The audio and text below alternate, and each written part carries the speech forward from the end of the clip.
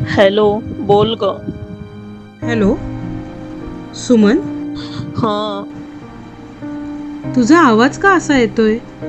तू रडतेस का? अगं, भावाने हक्क सोडपत्र करून घेतलं.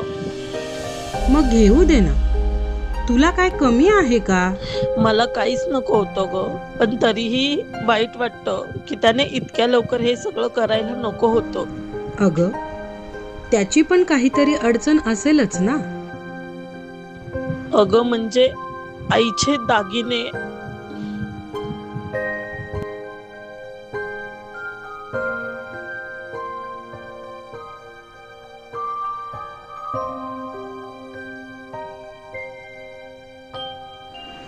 हा, मग त्याचे काय? ते तर तुलाच मिळायला हवेत ना.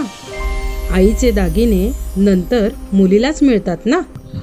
नाही ग, ते मला मिळावे अशी माझी इच्छा नाहीये. पण वहिनीने ते दागिने मोडून नवीन नवीन दागिने करू नये एवढंच वाटतंय ग.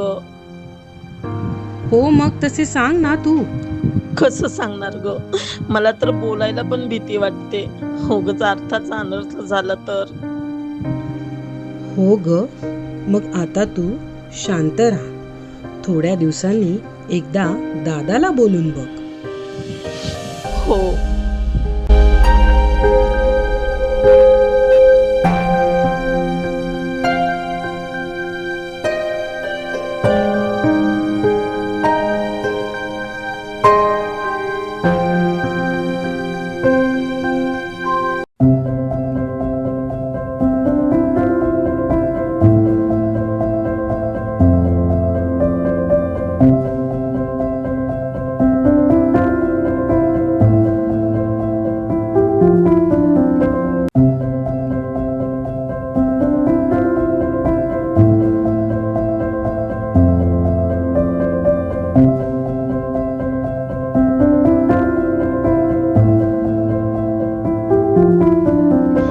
हॅलो दादा.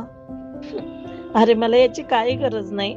फक्त माझं माहेर शेवटपर्यंत टिकावं एवढीच माझी अपेक्षा आहे.